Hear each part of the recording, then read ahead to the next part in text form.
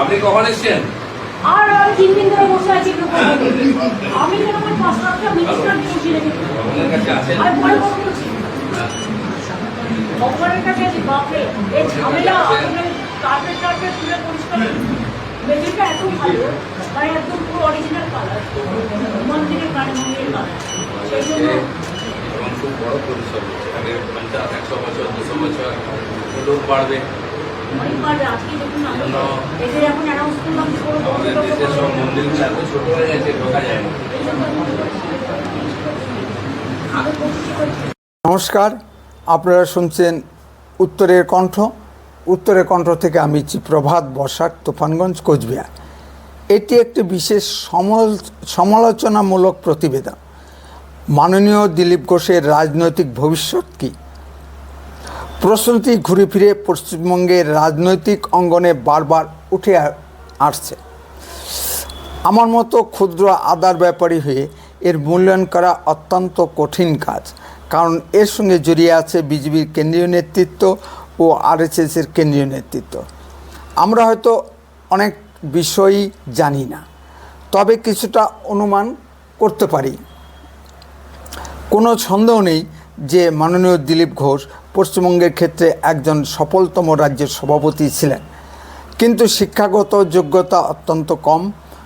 ফলে তিনি মাননীয়া মমতা ব্যানার্জির সূক্ষ্ম রাজনৈতিক মারপ্যাচ ধরতে ব্যর্থ হয়েছেন।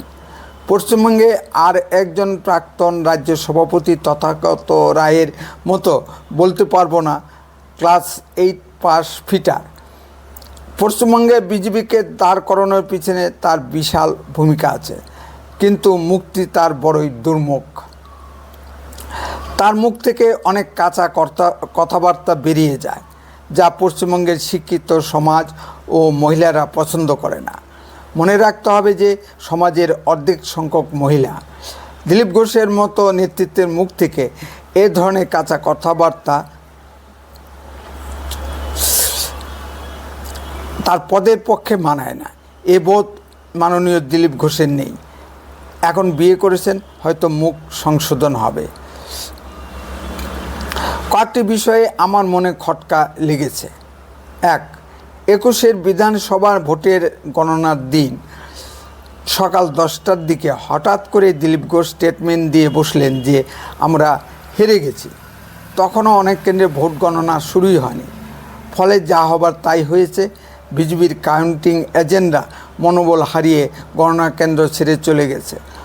ভোট গণনা একতরফাভাবে হয়েছে। এখন প্রশ্ন হলো, এই স্টেটমেন্টটা দিলীপ ঘোষ বিকেল দিকে দিলেও দিতে পারতেন, হঠাৎ করে সকালের দিকে দিতে গেলেন কেন? মাননীয় দিলীপ ঘোষ কি মমতা ব্যানার্জির কাছে বিক্রি হয়ে গিয়েছিলেন, নাকি অজান্তেই দিলীপ ঘোষ এই কাজটি করেছেন? প্রশ্ন এখানেই।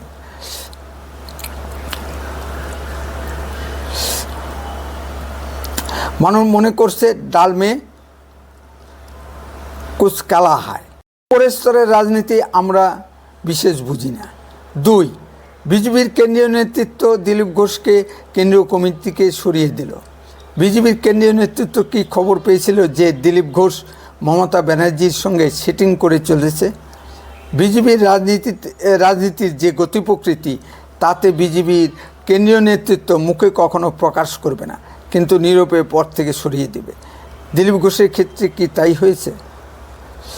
3, বুড়ো বয়সে দিলীপ ঘোষের বিয়েতে মমতা ব্যানার্জি ফুলের তোড়া ও মিষ্টি পাঠিয়ে দিলেন কেন? মমতার বিরুদ্ধে দিলীপ ঘোষের বিষোদ্গার সত্ত্বেও মমতা ব্যানার্জির দিলীপ ঘোষের প্রতি এত পীড়িত কেন? কেনই বা দিলীপ ঘোষ প্রতি 3 বছর জেল খাটা আসামি কুণাল ঘোষের এত পীড়িত?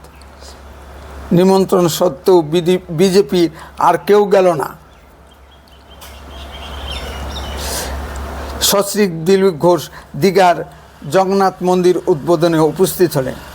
মমতা ব্যানার্জির সঙ্গে খোশ গল্পে মেতে উঠলেন। দিলীপ ঘোষ হয়তো গর্ব করে বলেন, বিজেপির কার সাহস আছে খোদ মমতা ব্যানার্জির সঙ্গে কথা বলার? মমতা ব্যানার্জির সঙ্গে কথা বলার মতো কি দরকার হয়ে পড়ল বিজেপি? মমতা ব্যানার্জি কি বিজেপির এমএলএদের তার এমএলএ ফান্ডের টাকা খরচ করতে দেয়? কেন বিভিন্ন জেলায় সরকারি মিটিংগুলোতে বিজেপির এমএলএ এমপিদের ডাকা হয় না? মাননীয় দিলীপ ঘোষকে আমি প্রশ্ন করছি, আপনার সভাপতিত্বকালে কতজন বিজেপি কর্মী খুন হয়েছে? কতজন বিজেপি কর্মীকে মিথ্যা মামলায় ফাঁসানো হয়েছে?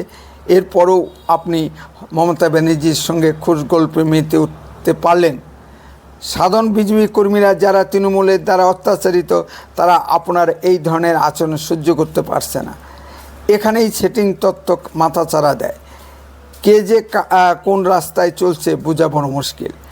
রাজা রাজায় যুদ্ধ হয়, উলু খাগড়া প্রাণ যায়।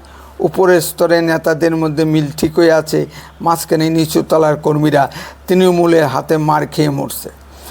পশ্চিমবঙ্গের সাধারণ জনগণ আর মমতা ব্যানার্জির চুরি দুর্নীতি দেখতে রাজি নয়। এ খবর কি দিলীপ ঘোষের কাছে নেই? তারপরেও দিলীপ ঘোষের মমতার ব্যানার্জির প্রতি এত দরদ কেন? মমতা ব্যানার্জি কি ব্যক্তিগতভাবে বিরোধীদের কোনো সম্মান দেন? বিজেপি সংগঠনে আরেকটি কালো দিকও আছে। ক্ষমতাসীন গোষ্ঠী বিরোধী গোষ্ঠীকে কোনো মূল্য দেয় না। আর আছে দাদার অনুগামী তত্ত্ব। দাদা যদি রাজ্যের সভাপতি হয়, তবে আমি একটা জেলার সভাপতি হব কিংবা কোনো গুরুত্বপূর্ণ দায়িত্ব পাব। বিজেপির সংগঠনে নবীন প্রবীণ সকলকে একসঙ্গে নিয়ে চলার মানসিকতা নেই। উপরে নেতৃত্বে যে যত তেল মারতে পারবে সেই তত বড় নেতা। আমাদের কোচবিহার জেলার বিজেপির সংগঠনের কথাই ধরুন। বিজেপির সংগঠনে একটি বিশাল অংশ নিষ্ক্রিয় হয়ে বসে আছে।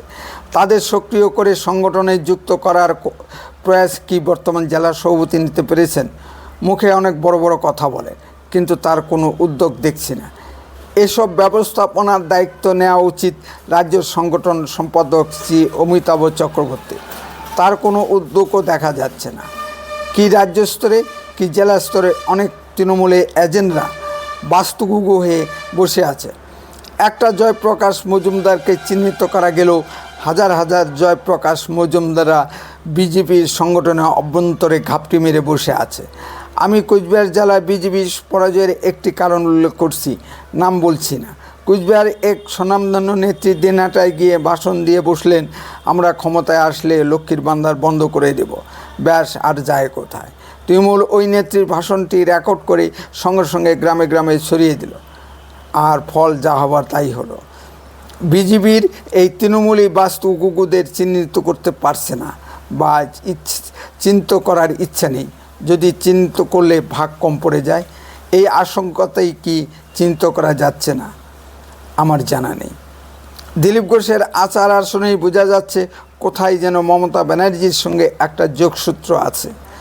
বিভিন্ন মিডিয়ার আলোচনায় চলছে তৃণমূলের 21শে জুলাই প্রোগ্রামে মমতা ব্যানার্জির পাশে দিলীপ ঘোষকে দেখা যাবে, আর পশ্চিমবঙ্গে বিজেপি বলে কিছু থাকবে না। এটা মিডিয়ার আলোচনা হতে পারে। দিলীপ ঘোষ তৃণমূলে গেলে বিজেপি বলে কিছু থাকবে না, এটি একটি অতিরঞ্জিত আলোচনা। অনেক বড় বড় নেতা ব্যক্তিগত সংঘাতে দল ছেড়ে চলে গেছে, তাতে হয়তো বিজেপি কিছুটা থমকে দাঁড়িয়েছে, কিন্তু বিজেপি এগিয়ে চলেছে। রাম মাধব কেন্দ্রীয় স্তরে বিজেপির একজন বড় নেতা ছিলেন। তিনি মাননীয় অটলজির সহিত ব্যক্তিগত সংঘাতে দল ছেড়ে দিয়ে চলে গিয়েছিলেন। তাতে কি বিজেপির গতি রুদ্ধ হয়েছে? দিলীপ ঘোষ তৃণমূলে যোগ দিলে হয়তো 2-4 জন দিলীপ ঘোষের সঙ্গে যাবে। আমার ধারণা 99% বিজেপি কর্মীরা দল ছেড়ে যাবে না। আর আরএসএস কি এটা মেনে নেবে? প্রশ্ন আমার এখানেই। আমার ধারণা দিলীপ ঘোষ বিজেপি ছেড়ে যাবে না। এর উত্তর যদি আপনার জানা থাকে তবে কমেন্টে লিখুন। উত্তরে কণ্ঠ তাৎক্ষণিক কোনো খবরের চ্যানেল নয়, এডুকেশনাল ও ইনফরমেটিভ চ্যানেল। এই চ্যানেল খবরের ভিতর থেকে খবর বের করে আনে। উত্তরে কণ্ঠ সর্বদাই বাস্তব ও সত্য কথা বলে। আরও এ ধরনের ভিডিও পেতে দয়া করে এক্ষুনি চ্যানেলটিকে সাবস্ক্রাইব করুন, বেল আইকনে ক্লিক করুন, আপনার মূল্যবান মতামত কমেন্টে লিখুন। যদি ভিডিওটি ভালো লেগে থাকে তাহলে অন্ততপক্ষে 10 জনের মধ্যে ভিডিওটি শেয়ার করুন। উত্তরে কণ্ঠ দেশের কথা বলে, দশের কথা বলে। আপনারা চোখ রাখুন উত্তরে কণ্ঠের পর্দায়। বন্দে মাতরম, ভারত মাতা কি জয়। খুব শীঘ্রই ফিরে আসছি নতুন কোনো ভিডিও নিয়ে। সুস্থ থাকুন, ভালো থাকুন।